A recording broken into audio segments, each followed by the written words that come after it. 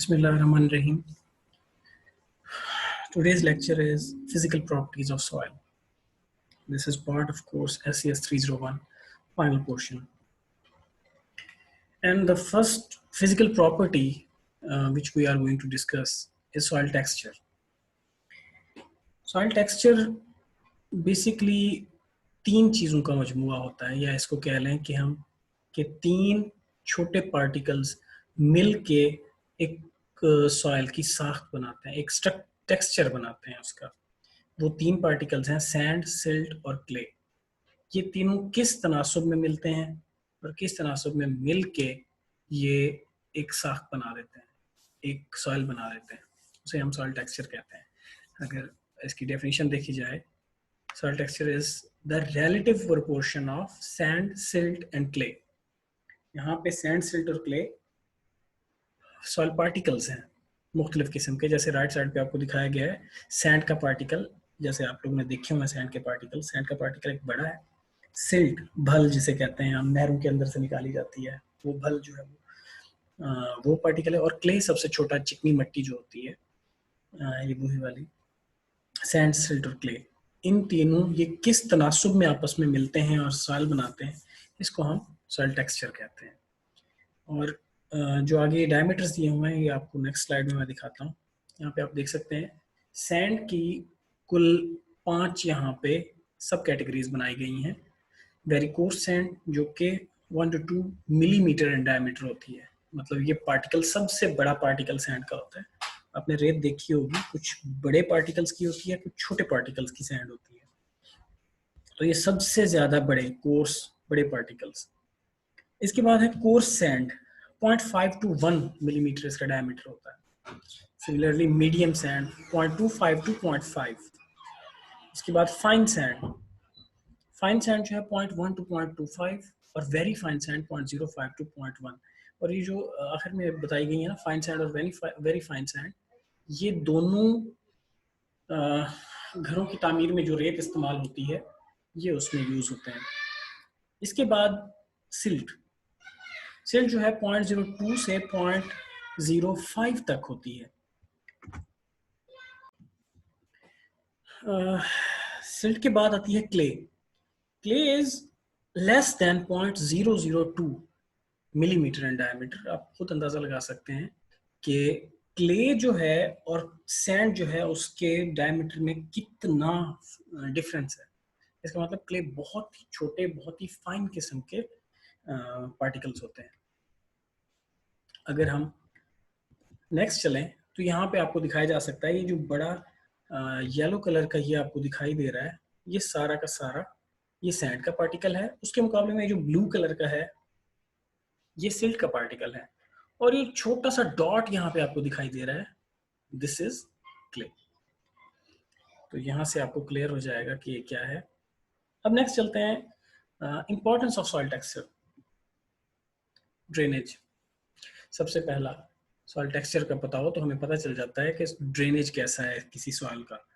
Drainage का मतलब ये है कि अब जब पानी लगाते हैं किसी भी सॉइल में, कोई ज़मीनें ऐसी होती हैं जिनमें पानी जल्दी निकल जाता है और कुछ ऐसी होती हैं जिनमें काफ़ी दिन खड़ा रहता है। जैसे बारिशें होती हैं, बारिशों का पानी जो है एक्स्ट्रा जमा हो जाता है, तो वो कुछ सॉइल जल्दी निकाल देती हैं। कुछ होती हैं जिनमें खड़ा रहता है और फसलें गिर जाती हैं, लॉजिंग हो जाती है फसलों की। तो ये सॉइल टेक्सचर हमें बताता है। अगर रेतली ज़मीन है, सैंड ज़्यादा है उसमें, उसका ड्रेनेज अच्छा होगा। और अगर वो क्लेई सॉइल है तो उसका जो है ड्रेनेज इतना अच्छा नहीं होगा, जल्दी ड्रेनेज नहीं होगा। इसी से रिलेटेड है दूसरा point, water holding capacity. Water holding capacity ये होती है सॉइल की कि कौन सी जमीन कितना ज्यादा पानी अपने अंदर रिटेन कर सकती है, रख सकती है अपने अंदर। तो ये ड्रेनेज के उलट हो जाएगा। जो क्लेई सॉइल्स होंगी, क्ले वाली सॉइल्स होंगी, वो ज्यादा देर तक पानी होल्ड कर सकती हैं, जबकि जो रेत वाली जमीन है वो उसी वक्त ही सारा ड्रेन आउट कर देती है, वो वाटर होल्ड नहीं कर सकती। तो ये सॉइल टेक्सचर से हमें पता चलता है। इसके बाद इरेशन। इरेशन हमेशा उन सॉइल्स की अच्छी होती है जिनका ड्रेनेज ज्यादा होता है। सॉइल में 50% तो हो गए सॉलिड पोर्शन, जो बाकी 50% है वो पानी और हवा का होता है। 25% सबसे अच्छी सॉइल्स में होता है, 25% पानी, 25% हवा। लेकिन अगर कहीं ड्रेनेज ज्यादा है तो हवा ज्यादा हो जाएगी, अगर ड्रेनेज नहीं है सही, इसका मतलब पानी वहां पे रह जाएगा और हवा नहीं होगी उसके अंदर, एरेशन नहीं होगी। तो ये भी सॉइल टेक्सचर से हमें पता चलता है। इसके बाद ससेप्टेबिलिटी टू इरोजन, इरोजन कटाव जिसको हम कहते हैं, जिन जमीनों का जो है रेतली होती हैं उनका कटाव ये ज्यादा होता है। कटाव एक जनरल टर्म्स में यूज कर रहा हूं मैं, मतलब ये है कि उसकी टॉप सॉइल की जो है वो इरोड जल्दी हो जाएगी अगर सैंडी सॉइल्स हैं। मतलब ये है कि हवा चली, उसने ऊपर से पार्टिकल उड़ाने शुरू कर दिए। आंधी में यही कुछ ही होता है, ये डस्ट क्या होती है, यही सॉइल का टॉप पोर्शन ही होता है। तो वो सैंडी में तो यही होगा। लेकिन जो क्लेई होती हैं वो अपने आप को होल्ड करती हैं, वो इतनी ज्यादा जल्दी इरोजन में नहीं जाती। इसी तरह जब पानी किसी फील्ड में आप लगाते हैं तो आप देख सकते हैं उसमें कि जहां से खाले से पानी एंटर होता है फील्ड में, वहां पे एक गड्ढा पड़ जाता है जब पानी गुजरता है वहां से। क्यों पड़ जाता है? क्योंकि वो पानी इरोड करता है, कटाव करता है जिस जगह से खाले से फील्ड में एंटर होता है। और अगर पक्की जमीनें हैं तो उसमें इतना ज्यादा नहीं पड़ता गड्ढा, अगर रेतली जमीन है तो बहुत ज्यादा गड्ढा पड़ जाता है। इसी वजह से एक एकड़ को रेतली जमीनों में 3-4 जगहों से पानी दिया जाता है ताकि एक जगह पे ना ज्यादा गड्ढा बन जाए। इसके बाद जी ऑर्गेनिक मैटर कंटेंट, ये वैसे सॉइल टेक्सचर में ऑर्गेनिक मैटर कंटेंट मैंने लिखा इसलिए है कि ये इररेलेवेंट होता है। ऑर्गेनिक मैटर कंटेंट का कोई ताल्लुक नहीं होता सॉइल टेक्सचर के साथ, ये इररेलेवेंट है। ठीक है जी, ऑर्गेनिक मैटर कितना है, क्या है, कैसे है, उसका सॉइल टेक्सचर पे कोई इफेक्ट नहीं है। केटाइन एक्सचेंज कैपेसिटी, अब जब आप सॉइल केमिकल प्रॉपर्टीज पढ़ोगे नेक्स्ट सेमेस्टर में, उसमें ये आएंगी केटाइन की एक्सचेंज करने की सलाहियत। केटाइन होते हैं यही पॉजिटिव चार्ज वाले, जैसे सोडियम हो गया +1 है, कैल्शियम +2 है, पोटाशियम +1 है, तो ये केटाइन्स कहलाते हैं। इन केटाइन्स की एक्सचेंज, एक्सचेंज कैसे? क्ले साइट्स जो होती हैं उनके ऊपर नेगेटिव चार्ज होता है, और क्ले साइट्स के ऊपर अगर नेगेटिव चार्ज है इसका मतलब ये है कि पॉजिटिव वाले आके उसके ऊपर अटैच हो सकते हैं। तो पोटाशियम, सोडियम, कैल्शियम ये अटैच हो सकते हैं, और कोई और आता है तो इनको डिटैच करके नया लगा लिया जाता है। तो इसी को कैटाइन एक्सचेंज कहते हैं, जो क्ले के ऊपर होती है। तो ये कैपेसिटी जो है ये सॉइल टेक्सचर बताता है कि क्ले परसेंटेज कितनी है, तो ये कैटाइन एक्सचेंज कैपेसिटी कितनी होगी। इसी के साथ साथ पीएच बफरिंग कैपेसिटी, आपको पता है कि सॉइल हमेशा अपनी पीएच को चेंज करने में रेजिस्ट करती है, और शायद सबसे ज्यादा बफरिंग कैपेसिटी रखती है। मतलब आपकी सॉइल जो है वो पीएच चेंज नहीं करने देगी अपनी, थोड़े वक्त के लिए शायद आप कर लें, लेकिन उसकी बफरिंग कैपेसिटी इतनी अच्छी है कि वो दोबारा अपने आप को वापस अपनी ओरिजिनल पीएच पे ले आती है। तो इसलिए जितने भी ये प्रोडक्ट आते हैं ना कि पीएच कम कर देगी सॉइल की, सॉइल की पीएच कम करना किसी के बस की बात नहीं है, क्योंकि उसके अंदर बफरिंग कैपेसिटी बहुत ज्यादा होती है। किसी में कम होती है, जैसे सैंडी सॉइल्स हैं उनमें कम होती है, लेकिन होती है, और जो क्ले सॉइल्स हैं उनमें तो बहुत ज्यादा होती है। इसके बाद जी सॉइल टेक्सचर की क्लासेस, अब यहां से समझाने की बजाय मैं आपको नेक्स्ट स्लाइड से समझाने की कोशिश करता हूँ। सॉइल की कुछ 12 क्लासेस बनती हैं, और ये एक ट्रायंगल आपको दिखाई दे रही होगी राइट साइड पे। इसमें सिल्ट, सैंड और क्ले की परसेंटेज के हवाले से एक ट्रायंगल बनाई गई है, और मुख्तलिफ जोन्स को मुख्तलिफ क्लास का दर्जा दिया गया है। और ये 12 हैं, जैसे आपको दिखाई दे रहा होगा, क्ले, सैंडी क्ले लोम, लोम, सिल्ट लोम, सिल्ट, लोमी सैंड, सैंडी लोम, ये काफी सारी हैं। तो ये 12 हैं टोटल। और अगर हमें पता हो कि किसी भी सॉइल की परसेंट कितनी है, सैंड कितनी है, सिल्ट कितनी है और क्ले कितनी है, तो हम पता लगा सकते हैं कि इसकी क्लास कौन सी बनेगी। जैसे नेक्स्ट स्लाइड में मैंने दिखाया हुआ है कि एक फर्ज किया एक सॉइल है जिसमें सैंड 42% निकली है, 35% सिल्ट निकली है, और क्ले निकली है 23%। तो ये तीनों जो हैं आपस में इंटरेक्ट कर रही हैं इस जगह पे। राइट साइड पे आपको दिखाई दे रहा होगा, रेड लाइन से मैंने किया हुआ है, तीनों जहां पे ज्वाइन कर रही हैं, इसका मतलब ये कि यही वाली क्लास इसकी है। और ये है लोम। लोम मैरा जमीनें हम जिन्हें कहते हैं, सबसे ज्यादा जरखेज जमीनें ये होती हैं लोम। तो ये आपको बताया सॉइल टेक्सचर क्या होता है, और सॉइल टेक्सचर के हवाले से आपको ट्राइंगल्स भी दिखा दिए इसकी। अब इसके बाद सॉइल टेक्सचर के बाद आता है सॉइल स्ट्रक्चर। सॉइल स्ट्रक्चर भी उतना अहम है जितना सॉइल टेक्सचर है, और ये दो प्राइमरी पिलर्स हैं किसी भी सॉइल की फिजिकल प्रॉपर्टी देखने के लिए। ये जाहिरी फिजिकल प्रॉपर्टी, जाहिरी उसकी प्रॉपर्टीज होती हैं। तो ये सॉइल स्ट्रक्चर, उसकी बाफ कैसी है, कैसे वो अरेंज हुए हैं सैंड, सिल्ट और क्ले। टेक्सचर में हमने देखा था उनकी प्रोपोर्शन कितनी है, तनासुब कितना है। ठीक है जी, जैसे क्लास में हम देखते हैं कि 60 की क्लास है तो उसमें से 20 लड़कियां हैं और 40 लड़के हैं, वो है टेक्सचर उसका। स्ट्रक्चर कैसा है, स्ट्रक्चर कैसा है कि हाँ जी 20 गर्ल्स हैं तो 10 गर्ल आगे बैठी हैं, 30 बॉयज बैठे हैं, फिर 10 गर्ल्स बैठी हैं, फिर 10 बॉयज बैठे हैं। उनकी तरतीब कैसे है, वो किस अरेंजमेंट में बैठे हैं, this is structure. So soil का स्ट्रक्चर क्या होगा, the arrangement of sand, silt and clay. आम अल्फाज में arrangement of sand, silt and clay. इनको प्राइमरी सॉइल पार्टिकल भी कहते हैं, सैंड, सिल्ट, क्ले को। तो ये आसान अल्फाज में arrangement of sand, silt, clay हो गया सॉइल स्ट्रक्चर। इसके बाद अब इसके इंपॉर्टेंस कह लो, मेजर इम्पैक्ट्स कह लो, या जो मर्जी सिग्निफिकेंस कह लो, तो ये आ जाता है किसके ऊपर इसका इम्पैक्ट होगा जी, फर्टिलिटी लेवल्स। फर्टिलिटी का मतलब न्यूट्रिएंट स्टेटस। न्यूट्रिएंट वही न्यूट्रिएंट जो आपको पहले बता रहा था कि नाइट्रोजन, फास्फोरस, पोटाश, ये कैल्शियम, मैग्नीशियम, ये सारे के सारे, आयरन, मैंगनीज, ये सारे के सारे न्यूट्रिएंट होते हैं। और अरेंजमेंट इनकी ये बताती है कि इसका फर्टिलिटी लेवल कैसा होगा।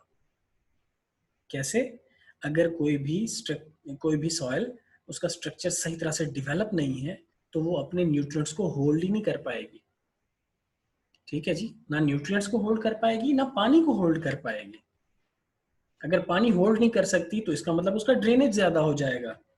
ये सारी बातें लिंक्ड हैं आपस में, ये पहले 3-4 पॉइंट जो है। अगर सॉइल का स्ट्रक्चर ठीक ना हो, न्यूट्रिएंट स्टेटस डाउन हो जाएगा, वाटर होल्डिंग कैपेसिटी डाउन हो जाएगी। इसका मतलब क्या है कि ड्रेनेज रेट बढ़ जाएंगे। ठीक है जी। इनफिल्ट्रेशन होता है entry of water in soil. पानी की सिर्फ एंट्री सॉइल के अंदर, उसे इनफिल्ट्रेशन कहते हैं। इनफिल्ट्रेट, घुसना किसी चीज के अंदर। तो पानी का घुसना सॉइल के अंदर, इनफिल्ट्रेशन जो है, ये भी रेट ड्रेनेज के साथ साथ ही होते हैं। जितना ड्रेनेज ज्यादा है उतना इनफिल्ट्रेशन भी ज्यादा होगा। इसके बाद ये बेरिंग स्ट्रेंथ। स्ट्रेंथ जो है, अगर किसी भी सॉइल की वाटर होल्डिंग कैपेसिटी कम है तो उसकी स्ट्रेंथ भी कम होगी, ये याद रखिएगा। सारी चीजें आपस में लिंक्ड हैं। बेरिंग स्ट्रेंथ, मजबूत नहीं होगी वो जमीन। मजबूत कौन सी होती है, पक्की जमीन है जिनमें क्ले होती है। और कौन से स्ट्रक्चर में, वो आपको आगे मैं दिखाता हूँ। Ease of cultivation. काफी सारी ऐसी सॉइल्स होती हैं जिनको बहुत आसानी से हम कल्टीवेट कर लेते हैं, और काफी सारी ऐसी होती हैं जिनमें 2-2, 4-4 हाल लगाने के बाद भी वो सीधी नहीं होती सही तरह से। इसके बाद जी श्रिंक एंड स्वेल पोटेंशियल।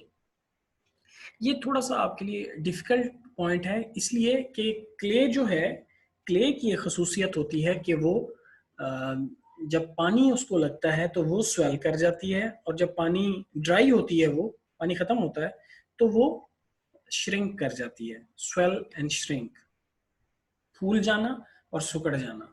इसी वजह से जब आप पानी लगाते हैं ना किसी सॉइल को, और फिर जब वो ड्राई होती है तो उसमें क्रैक्स दिखाई देते हैं, दरारें दिखाई देती हैं। इस वजह से, क्योंकि क्ले के अंदर ये पोटेंशियल होता है। तो जिस सॉइल में क्ले ज्यादा है उसमें ये ज्यादा होगी प्रॉपर्टी। यही नीचे वही बात लिखी हुई है, ability to crack on drawing. Crack पड़ जाते हैं, वही वाली जैसे आपको बताया, दरारें पड़ जाती हैं। इसके बाद ससेप्टिबिलिटी टू इरोजन। काफी सारे ऐसे स्ट्रक्चर हैं जिनकी इरोजन जल्दी हो जाती है, और काफी सारे ऐसे हैं जिनकी नहीं होती। वो आपको मैं आगे दिखाता हूँ। अब यहाँ पे ये स्लाइड जो है, इसमें आपको दिखाया जा रहा है कि सिर्फ सॉइल के स्ट्रक्चर नहीं होती, कुछ ऐसी सॉइल्स भी हैं जिनको स्ट्रक्चर लेस कहा जाता है, जिनका स्ट्रक्चर कोई नहीं होता। और इसमें दो लिखी हुई हैं, एक है सिंगल ग्रेन, दूसरी है मैसिव। जो सिंगल ग्रेन है, ये सिंगल ग्रेन रेत कहते हैं, सिर्फ रेत पड़ी हो। आपको पता है रेत उठाएं से ही भुरभुरी होती है, अलग-अलग एक पार्टिकल होता है, सिंगल ग्रेन होता है, मिला हुआ नहीं होता एक दूसरे के साथ। तो रेत वाली जो प्योर रेतली हैं वो सिंगल ग्रेन कहलाएंगी। इसके बरक्स मैसिव ऐसी जमीनें आप देखते हो जो कि लंप होते हैं, बड़े बड़े, बहुत बड़े बड़े ढेले होते हैं जिनमें, उनको मैसिव कहते हैं हम, मैसिव सॉइल्स। जो जैसे बिहाड़ी, क्योंकि ये सेक्शन बिहाड़ी का है जिसको मैं पढ़ा रहा हूँ, बिहाड़ी वाले आप क्रिकेट ग्राउंड आप देख लो अपने हमारे फील्ड में जो है रेडिक की कॉलोनी के पीछे, उसमें जाके आप खेले होगे, देखा होगा आपने, जो मर्जी कर लो उसमें कुछ भी नहीं हो सकता, वो एक बहुत बड़े बड़े लंप की तरह होता है। आपने, कुछ लोगों ने पिच बनाने की कोशिश की होगी, उनको समझ आ गई होगी कि क्या चीज है, जो भागते हैं वहां पे उनको समझ आ गई होगी ये क्या चीज है। तो ये वो मैसिव स्ट्रक्चर पड़ा है सारा, ठीक है जी। पूरा लंप है, वो बड़े बड़े ढेले हैं उसमें, बहुत सख्त है। हम तो कहते थे कि इसमें कील भी नहीं जाता है जिस तरह की ये जमीन है। नेक्स्ट आ गया जी, अब स्ट्रक्चर की बात करते हैं। वो हो गया स्ट्रक्चरलेस जो पहले बात कर रहे थे, सिंगल ग्रेन और मैसिव। अब आ जाते हैं स्ट्रक्चर वालों की, जिसमें सबसे पहला है सिंगल ग्रेन, सॉरी, ये सिंगल ग्रेन तो हमने पढ़ लिया है, मैसिव भी पढ़ लिया है। इसके बाद हम पढ़ेंगे स्ट्रक्चर वाले। इसकी पिक्चर देख लो आप, सिंगल ग्रेन की आपने देख ली, ये मैसिव है और ये मैसिव आपने देख लिया। अब नेक्स्ट चलते हैं स्ट्रक्चर्स वाले। काफी सारी होती है, मैंने सिर्फ ये जो है 6 यहाँ पे लिखी हुई हैं और 2 सिंगल ग्रेन और मैसिव गलती से यहाँ पे आ गई हैं, तो इसको इग्नोर कीजिएगा काइंडली। 6 यहाँ पे लिखे हुए हैं, लेकिन इससे ज्यादा होते हैं। आपकी जानने के लिए बेसिक 6 लिखती हैं, जिनमें 1 बाय 1 मैं करता जाता हूँ। सबसे पहले ग्रेनुलर स्ट्रक्चर। अब लेफ्ट साइड पे जो भी लिखा है, राइट साइड पे आप देखो। राइट साइड पे आप देखोगे, आपको जरा याद करने की कोशिश करो। इस तरह के स्ट्रक्चर आपको तब दिखाई देते हैं जब सॉइल वत्तर कंडीशन में आती है और उसके ऊपर आप कोई हल चला लेते हैं या कल्टीवेटर या डिस्क कुछ भी चला के, जब तैयार हो जाती है जमीन जिसमें आप फिर सोइंग करते हो, ये वो सॉइल तैयार हुई पड़ी है। ऐसे लग रहा है ना, लेकिन एक्चुअली ये ग्रैनुलर स्ट्रक्चर है। ग्रैनुलर स्ट्रक्चर इसका मतलब सबसे ज्यादा अच्छा स्ट्रक्चर होता है कि वो तैयार पड़ा है, आप जाओ और उसमें जाके सोइंग कर दो। इतना जबरदस्त किस्म का स्ट्रक्चर है वो, क्योंकि हम सोइंग के लिए इसी तरह का स्ट्रक्चर तैयार करते हैं। तो ये ग्रैनुलर स्ट्रक्चर जो है ये सबसे अच्छा है। इससे ज्यादा आपके कोर्स में नहीं है याद करना, सिर्फ हाँ पहचान है थोड़ी सी। ये ग्रैनुलर स्ट्रक्चर हो गया, और ये बात याद रखना, ये सिंगल ग्रेन से हटके है।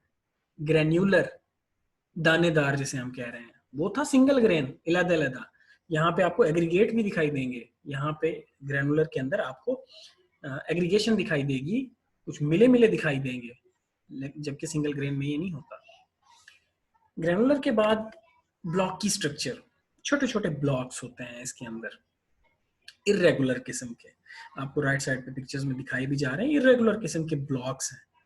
तो ये ब्लॉक की स्ट्रक्चर कहलाता है। इसमें एंगुलर ब्लॉक की भी आ जाता है, सब एंगुलर भी आ जाता है, 2 इसकी आगे टाइप्स हैं जो कि फिलहाल आपके इंफॉर्मेटिव कोर्स, इंट्रोडक्टरी कोर्स में नहीं है। इसके बाद है जी प्रिज्मेटिक। प्रिज्मेटिक और कॉलमनर, ये 2 होती हैं एक तरह की। एक के ऊपर कॉलमनर जो होती है उसके ऊपर सॉल्ट आ जाते हैं, इसके ऊपर सॉल्ट नहीं आते बस। तो ये प्रिज्मेटिक, इसमें भी कॉलम्स होते हैं, आपको जैसे ये रेड लाइन से दिखाई दे रहा होगा, ये कॉलम है बड़े बड़े। तो ये स्ट्रक्चर है, ये भी एक किस्म का प्रिज्मेटिक। इसी तरह का कॉलमनर भी होता है जिसके ऊपर सॉल्ट्स आते हैं, इस उस पे नहीं आते। अच्छा, अब नेक्स्ट आ गया प्लेटी स्ट्रक्चर। ये सॉरी, यहाँ पे ऊपर थोड़ी सी ओवरलैपिंग हो गई। तो ये प्लेटी स्ट्रक्चर है, प्लेट से प्लेटी। आपको राइट साइड पे आप देखो, जहाँ पे ये दिखाई दे रहा है, आपको ऐसे लगेगा जैसे एक के ऊपर एक प्लेट रखी हुई है, उस तरह से कंपैक्शन की हालत में आती है। मतलब ये है कि ये कंपैक्ट होती है, इसमें से चीज गुजरना बहुत मुश्किल है। अब ये सबसे अहम ये वाली स्लाइड है पेपर के लिहाज से भी। अब लेफ्ट साइड से शुरू करें। सबसे पहले सिंगल ग्रेन लिखा हुआ है। अब हम वाटर मूवमेंट देख रहे हैं। सिंगल ग्रेन में ऊपर से जब पानी आएगा तो बहुत रैपिडली निकल जाता है। क्यों? क्योंकि ग्रेन्स एक दूसरे के साथ मिले तो है नहीं। इसका मतलब यह है कि पानी को होल्ड तो कर नहीं सकेंगे, ड्रेनेज ज्यादा हो जाएगी। इसी तरह उसके नीचे लेफ्ट साइड पे देखो ग्रैनुलर स्ट्रक्चर। उतना तो नहीं है जितना सिंगल ग्रेन का, लेकिन इसमें भी रैपिड ही होती है वाटर की मूवमेंट, लेकिन ये पानी होल्ड कर सकता है वत्तर कंडीशन तक हो, जितनी वत्तर कंडीशन में पानी होता है ना उतना होल्ड कर सकता है, बाकी निकाल देता है। नेक्स्ट आ जाओ दरमियान वाला, ब्लॉक की स्ट्रक्चर और नीचे प्रिज्मेटिक स्ट्रक्चर। ये मॉडरेट होते हैं, इनमें एक मुनासिब किस्म का पानी जो है, मीडियम किस्म का जो है फ्लो होता है। जबकि आप राइट साइड पे देख सकते हो प्लेटी स्ट्रक्चर और नीचे मैसिव। तो प्लेटी स्ट्रक्चर आपको बताया था कंपैक्शन, एक प्लेट्स एक दूसरे के ऊपर जैसे रखी हुई हो, इसमें से गुजरना बहुत मुश्किल होता है चीजों का, और ये स्लो होती है इसमें वाटर की मूवमेंट। तो ये नीचे आप मैसिव देख सकते हैं, मैसिव में तो वेरी वेरी स्लो होती है वाटर की मूवमेंट, क्योंकि ये लंप होते हैं बड़े बड़े, इनमें से हवा का तो पानी तो बहुत दूर की बात है, हवा का गुजरना बहुत मुश्किल हो जाता है, इससे ये कंपैक्टेड सॉइल्स होती हैं। तो ये सबसे अहम वाला ये वाली स्लाइड थी। अब नेक्स्ट हम चलते हैं, इसी के साथ साथ जब बल्क या लंप की बात कर रहे थे, तो अब हमारे पास आ जाती है डेंसिटी। बल्क और पार्टिकल दो किस्म की डेंसिटीज होती है। पहले जी what is bulk density? Bulk density पे जाने से पहले आप डेंसिटी अगर याद करो, बड़ी मशहूर कहावत है डेंसिटी के बारे में, mass per unit volume is called density. बचपन से पढ़ते आ रहे हैं, मतलब एफएससी मैट्रिक से पढ़ते आ रहे हैं, mass per unit volume is called density. Bulk density कौन सी होगी? Mass per unit bulk volume of soil, इतना काफी है। Mass per unit bulk volume of soil, bulk volume की बात आ गई, और कुछ भी नहीं किया, मास पर यूनिट वॉल्यूम ही है, सिर्फ बल्क वॉल्यूम कर दिया। मतलब ये है कि एक आप लंप उठाएंगे ना सॉइल का, एक जो है क्या कहते हैं ढेला उठाएंगे, उसके अंदर खाली जगह भी होंगी, मतलब सुराख भी होंगे, वो भी शामिल है इसके अंदर, उसमें सॉलिड पोर्शन है वो भी शामिल है, तो बल्क वॉल्यूम कहलाता है वो। अच्छा जी, नेक्स्ट चलते हैं पार्टिकल डेंसिटी। अब पार्टिकल डेंसिटी भी ऐसे ही होती है मास पर यूनिट वॉल्यूम, लेकिन वॉल्यूम जो है इसमें सॉइल पार्टिकल्स का होगा एक्सक्लूडिंग द पोर स्पेस, वो खाली जगह नहीं होगी जो बल्क वॉल्यूम में होती है। सिर्फ यही डिफरेंस है दोनों में, बल्क वॉल्यूम में खाली जगह होती हैं, ठीक है, जो पार्टिकल डेंसिटी है उसमें हम कंपैक्ट करते हैं, उसको कूट कूट के भरते हैं एक वॉल्यूम में, सारी खाली जगह खत्म कर देते हैं, एक्सक्लूडिंग द पोर स्पेस, ये पार्टिकल डेंसिटी बन जाती है। अब इन दोनों का डिफरेंस जो है वो आपको यहाँ से दिखाता हूँ मैं, बाकी सारा कुछ छोड़ के सिर्फ और सिर्फ इस इक्वेशन पे ध्यान दो, बल्क डेंसिटी और पार्टिकल डेंसिटी की। बल्क डेंसिटी क्या है जी? Bulk density mass of dry soil divided by volume of soil, जिसमें सॉलिड प्लस पोर्स, पोर्स मतलब सुराख, तो खाली जगह जो होती है। जबकि पार्टिकल डेंसिटी क्या है? Mass of solids divided by volume of solids, इसमें कोई भी खाली जगह नहीं होगी, कोई भी सुराख नहीं होंगे। तो ये हो गया बल्क डेंसिटी और पार्टिकल डेंसिटी।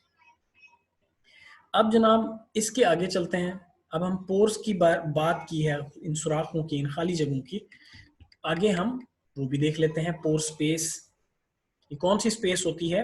ये ऐसी स्पेस जो कि पार्टिकल्स के दरमियान में पाई जाती है, मुख्तलिफ किस्म के पार्टिकल्स के दरमियान में जो खाली जगह होती है उनको हम पोर स्पेस कहते हैं, या इसको पोरोसिटी भी कहा जाता है।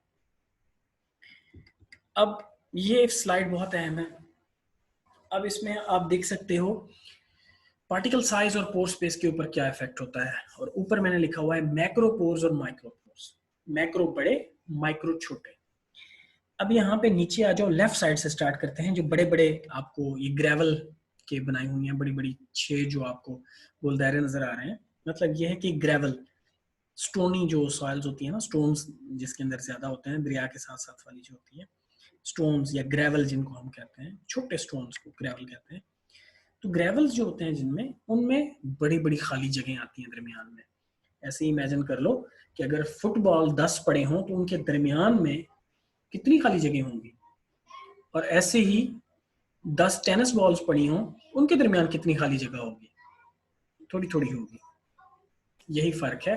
तो ग्रेवल्स और सैंड जो हैं इनके दरमियान में खाली जगह बहुत बड़ी बड़ी होती हैं, पोर्स बड़े बड़े होते हैं, इसलिए इनको मैक्रो पोर्स कहते हैं, बड़े सुराख।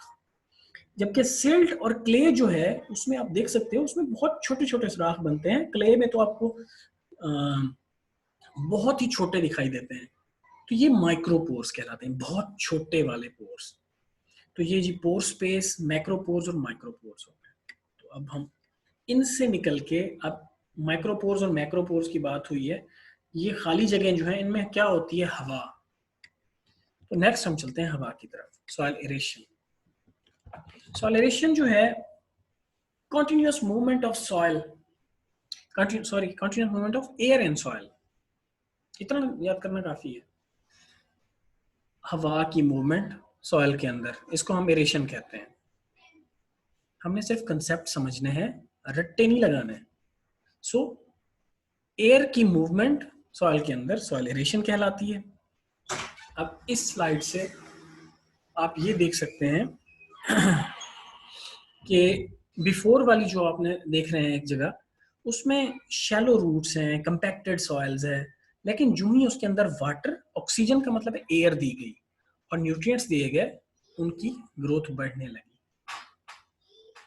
और 6 से 8 हफ्ते के बाद आप देखो उसकी ग्रोथ कितनी हो गई है। इसका मतलब ये है कि एरेशन की बहुत ज्यादा अहमियत है। अगर अहमियत की बात आई है तो अहमियत देखते हैं इसकी। प्लांट और रूट ग्रोथ जैसे हमने देख लिया पिछली स्लाइड में, इसकी बहुत ज्यादा होती है। इसके अलावा माइक्रोबियल पॉपुलेशन जो है, माइक्रोबियल पॉपुलेशन को हम इसके साथ हम लिंक कर सकते हैं। सो माइक्रोबियल पॉपुलेशन जो होती है वो बेसिकली, इसमें काफी सारे माइक्रोब्स होते हैं जो एरोबिक होते हैं, जिनको ऑक्सीजन चाहिए होती है, एयर चाहिए होती है सर्वाइवल के लिए। तो जितनी ज्यादा एरेशन होगी उतनी ज्यादा उसकी एक्टिविटी ज्यादा होगी। इसके बाद तीसरा पॉइंट जो लिखा हुआ है वो है वाटर एंड न्यूट्रिएंट एब्जॉर्प्शन। मतलब ये है कि अब सॉइल में जहां पे यही एरेशन है, अगर एरेशन और वाटर, आपको एयर और वाटर का तनासुब मैंने बताया था कि सॉइल में बराबर होना चाहिए। वाटर अगर ज्यादा हो जाता है वो भी नुकसानदेह है, अगर कम हो जाता है वो भी नुकसानदेह है, क्योंकि वाटर न्यूट्रिएंट कैरी करता है, आपके खुराक पौधों की कैरी करता है। अगर वो कम हो गई तो काम खराब हो जाता है। तो एरेशन भी एक हद तक चाहिए, उससे ज्यादा नहीं।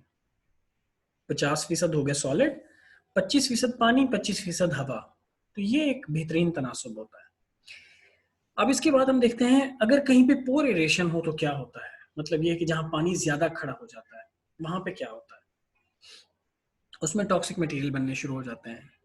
क्या है, ऑक्सीडेशन रिडक्शन तो आपने सुना ही होगा, ऑक्सीडेशन रिडक्शन होनी शुरू हो जाती है। तो उसमें क्या होता है, हाइड्रोजन सल्फाइड वो बन जाती है, कार्बन डाइऑक्साइड बन जाती है। ये ऐसी गैसेस हैं जो उल्टा नुकसान देती हैं। इसी के अलावा काफ़ी सारे डिजीजेस भी रिपोर्टेड हैं, जिनमें से एक मैंने यहाँ पे लिखी है, सिट्रस में डाईबैक। ये पाकिस्तान में कॉमन है, सरगोदा रीजन में, टोबा टेक रीजन में ये कॉमन है, डाईबैक इन सिट्रस। इसके बाद जैसे हमने एयर की बात की, अब हमें बात करनी चाहिए वाटर की, क्योंकि जितना अहम सॉइल की एरेशन थी उतना अहम सॉइल का वाटर है। क्यों अहम है, आपको जैसे पहले भी बताया था कि वाटर जो है दिस इज लाइफ। वाटर के बगैर, मॉइस्चर के बगैर लाइफ नहीं है सॉइल में भी। और यही पानी है जो कैरी करता है न्यूट्रिएंट्स को। यही पानी है जिस पौधों को जरूरत होती है, जिनकी माइक्रो ऑर्गेनिज्म को जरूरत होती है, जिनकी सॉइल की डेवलपमेंट के लिए जरूरत होती है। मतलब ये है सॉइल की एक जगह से दूसरी जगह पे न्यूट्रिएंट ट्रांसफर करना, अपवर्ड एंड डाउनवर्ड मूवमेंट जो होती है वाटर की, ये न्यूट्रिएंट्स ऊपर नीचे पहुंचाती है, खुराक पहुंचाती है ऊपर नीचे। इसी तरह सॉइल टेम्परेचर पे इफेक्ट करता है, इन्फ्लुएंस करता है। कैसे, ये मैं आगे समझाता हूँ सॉइल टेम्परेचर जब डिस्कस कर रहे होंगे। ठीक है जी। इसके अलावा सॉइल वाटर की प्रेजेंस जो है वो इरोजन का हमें बताती है। अगर ड्राई सॉइल है उसकी इरोजन जल्दी होगी, जबकि वेट सॉइल की इरोजन इतनी जल्दी नहीं होती। ये इरोजन में हम डिस्कस करेंगे ये वाला पॉइंट। अब ये वाली बात जरा आप जहन में एक दफा ले आओ कि सॉइल पार्टिकल्स के दरमियान जो खाली जगह है वहां पे पानी भर गया है। लेफ्ट साइड से मैं स्टार्ट कर रहा हूँ, जहाँ पे सैचुरेशन दिखाई दे रही है। सारी की सारी खाली जगह भर गई हैं और पानी जो है नीचे आ रहा है। इसका मतलब ये है कि वो सॉइल सैचुरेट हो गई है पानी से, इससे ज़्यादा उसे पानी नहीं चाहिए, अब वो सारा निकाल रही है। और ये जो पानी निकल रहा है इसे हम ग्रेविटेशनल वाटर कहते हैं, ग्रेविटी के जरिए जो नीचे चल जाता है। अब जो दरमियान में आपको दिखाई दे रही है, ये ऐसी कंडीशन है जिसमें सारा ग्रेविटेशनल वाटर खत्म हो जाता है और जितना भी सॉइल के अंदर होता है पानी वो अवेलेबल होता है प्लांट्स के लिए। ऐसी कंडीशन को हम कहते हैं फील्ड कैपेसिटी, जो आपकी वेदर कंडीशन आती है। इसके बाद आप देख लो जो राइट साइड पे है वो है सिर्फ एयर है, उसमें पानी बचा ही नहीं है, तो वो है विल्टिंग पॉइंट। विल्टिंग पॉइंट ऐसी जगह होती है जहां पे पौधा जो है मरने की हालत में आ जाता है पानी की कमी की वजह से। अब यहाँ पे क्लासिफिकेशन अगर सॉइल वाटर की करें तो 4 हिस्सों में होगा। एक ग्रेविटेशनल वाटर, जैसे आपको बताया था, by the force of gravity जो नीचे चला जाता है, उसमें -33 किलो पास्कल जो है उसका पोटेंशियल होता है। इसी तरह जब ग्रेविटेशनल वाटर सारा रिमूव हो जाता है तो उस कंडीशन को हम कहते हैं फील्ड कैपेसिटी। तो ये दोनों यहाँ पे कवर कर दिया मैंने।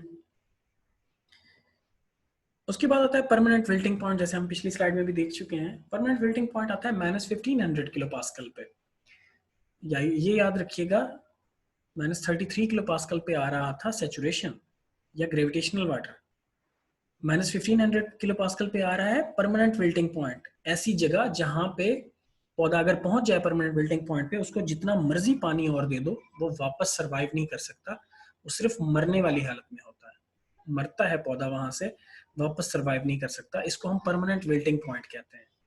इसके बाद पौधे का सर्वाइवल नहीं होता जितना मर्जी पानी दे दो।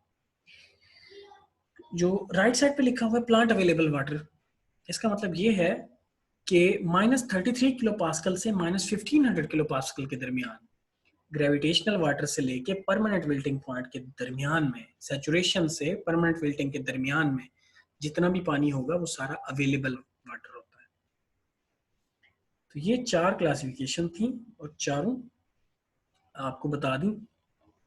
अब यहाँ पे उसी चीज को ही गाइड किया हुआ है। अब यहाँ राइट साइड से शुरू कर रहे हैं हम। राइट साइड पे सैचुरेशन है, ग्रेविटेशनल वाटर नीचे जा रहा है। जब ग्रेविटेशनल वाटर सारा खत्म हो जाता है तो आगे जो आ जाती है वो फील्ड कैपेसिटी आ जाती है, जहाँ पे पानी अवेलेबल होता है प्लांट्स को। इसके बाद विल्टिंग पॉइंट आ जाता है -1500 किलो पास्कल पे। तो वो जो है वाटर अवेलेबल नहीं होता, इसको हम हाइग्रोस्कोपिक वाटर कहते हैं। अगर कोई मौजूद भी है ना पार्टिकल के साथ तो वो प्लांट अवेलेबल नहीं होता। ठीक है जी। जो ये अवेलेबल वाटर है उसको हम कैपिलरी वाटर भी कहते हैं अक्सर, जो फील्ड कैपेसिटी के ऊपर होता है उसको कैपिलरी वाटर भी कह देते हैं। तो ये आपको सारी क्लासिफिकेशन इसकी समझा दी गई। नेक्स्ट, वाटर के बाद आपको कहा था सॉइल टेम्परेचर हम डिस्कस करेंगे। तो सॉइल टेम्परेचर ये जो है बहुत अहम है, थोड़े से समझने वाला है। ये पॉइंट्स इसके थोड़े से हैं। अब क्यों सॉइल टेम्परेचर की अहमियत ज़्यादा है? सबसे पहले आपको अगर जहन में कोई बात आए तो ये है कि बायोकेमिकल रिएक्शन जितने भी होते हैं वो 20 से 30 डिग्री सेंटीग्रेड पे होते हैं। सारे बायोकेमिकल प्रोसेस, वो सॉइल के अंदर हो, किसी भी बॉडी के अंदर हो, कहीं पे भी हो, ये टेम्परेचर चाहिए होता है। इसके ऊपर नीचे कुछ भी हो तो सर्वाइवल मुश्किल हो जाता है। इसका मतलब ये है कि प्लांट भी टेम्परेचर के ऊपर डिपेंडेंट है, माइक्रो ऑर्गेनिज्म भी इसके ऊपर डिपेंडेंट है। ठीक है जी। अगर टेम्परेचर ज़्यादा हो जाए तो इवेपोरेशन हो जाएगी। ठीक है जी। अगर टेम्परेचर ज़्यादा हो जाए तो वाटर मूवमेंट का मसला हो जाएगा, सॉइल में रिटेन नहीं होगा पानी ज़्यादा, सॉइल की फॉर्मेशन के ऊपर इफेक्ट पड़ेगा। तो ये सारे टेम्परेचर जो है हर चीज़ पे इफेक्ट करता है। यहाँ पे आप देख सकते हैं इस स्लाइड में रूट डेवलपमेंट की हम ये दिखाई दे रही है आपको कि इसमें जब 20 डिग्री सेंटीग्रेड आता है तो सबसे ज़्यादा रूट डेवलपमेंट है, सबसे ज़्यादा रूट डेवलपमेंट 20 है। लेकिन अगर हम 20 और 30 के दरमियान में देखें तो प्लांट की एक्चुअल ग्रोथ जो है 20 और 30 के दरमियान में ही है, 25 और 30 पे। लेकिन उससे कम या ज़्यादा है वो सही तरह से मिलती नहीं है आपको उसकी ग्रोथ सही।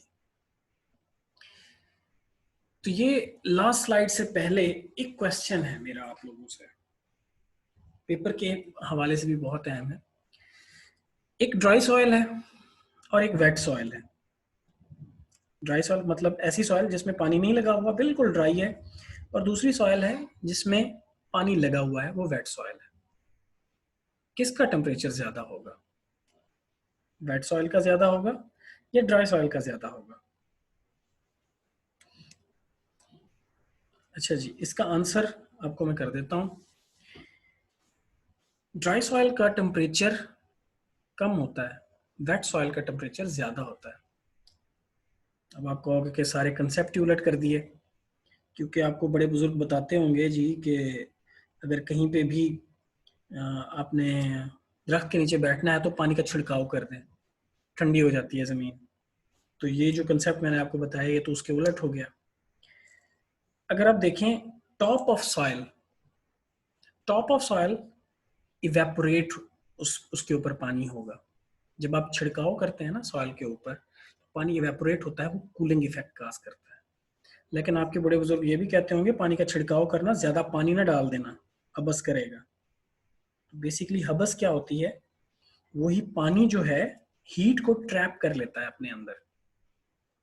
अब यही जरा इमेजिन करो, हीट ट्रैप हो जाएगी तो वो हीट ज्यादा प्रोड्यूस करेगा, वो कूलिंग इफेक्ट नहीं आएगा, तो टेम्परेचर कदरे ज्यादा हो जाएगा। अब ड्राई सॉइल और वेट सॉइल में आ जाओ।